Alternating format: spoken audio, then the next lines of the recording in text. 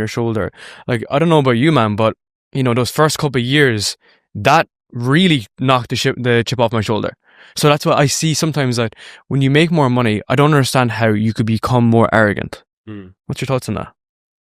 Well, you know, you talk about, like, for example, a gentleman like Ryan, like, you know, I don't know if you know this, but there's a guy in there that does 1.4 billion a year with a B.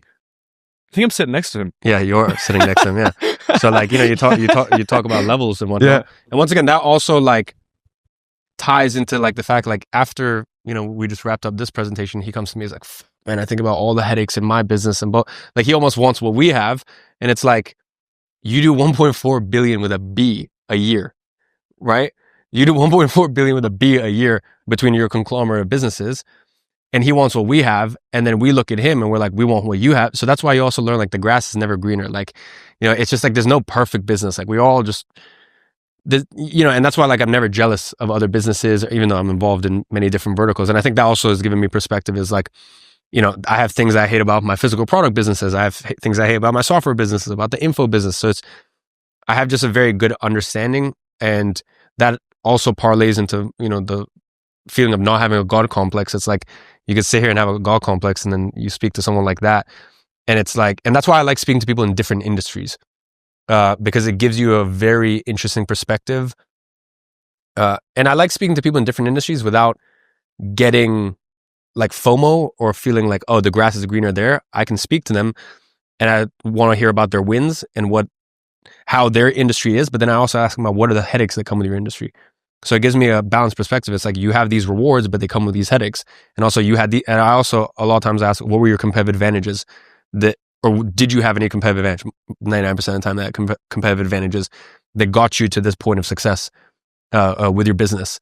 So yeah, I think it's just being around different industries. And as I said, in our pool, I think a lot of times it becomes this, like, cesspit of, like, oh, well, I'm 200 a month, I'm 20 a month. Like, I said it in there.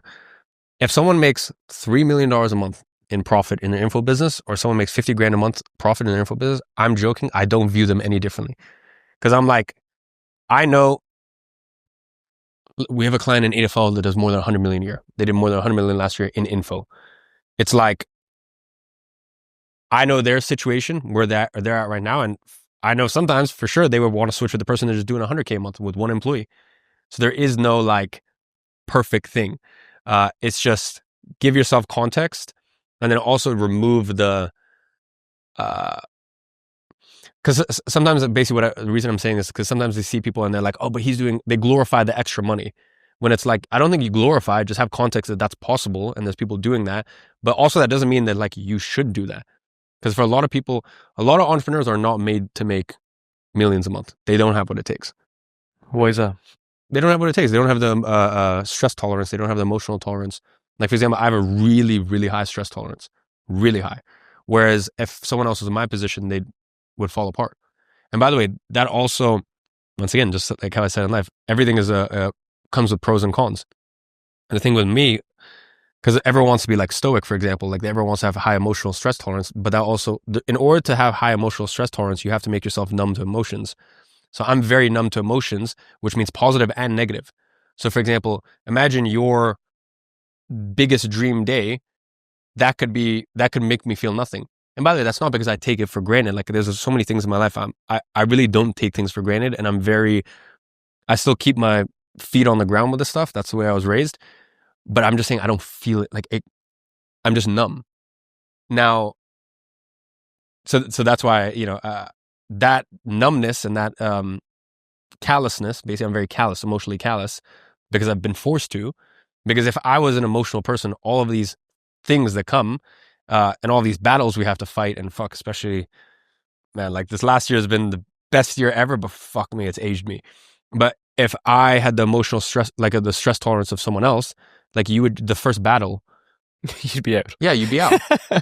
Be straight out. But the benefit for them is they feel the highs and the lows. So, like, my emotional bandwidth here is like this. And I said, a lot of people, what they want is, because people who are very emotional, they don't want to feel the lows as much. And they're like, okay, so I'm just going to become stoic and not feel the lows. Yeah, but that also means you don't feel the highs. So There's a give and take with everything. It's kind of like a lot of these guys are operating from 10s, so they're 10 out of 10 or they're 1 out of 10, but you want to operate from almost like a 4 to a 7. You're just consistently in that wavelength consistently. But would you say that with kind of emotional regulation that you have, that you're still at peace with what you do? Or do you feel like you're not? But what does at peace with what you do mean? Are you proud of yourself?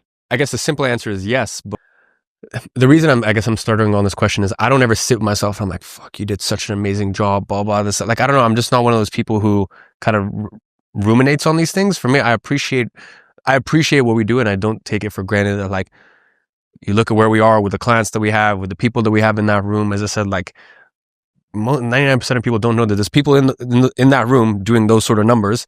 They're just very private about things or whatever. These are offline people. And then, yeah, like I don't take things for granted. I don't take things lightly, but I'm just not a person that like ruminates and sits and I'm like, I'm so proud of myself. Let me put it this way. If my life was a movie or turned into a movie, I will watch the movie.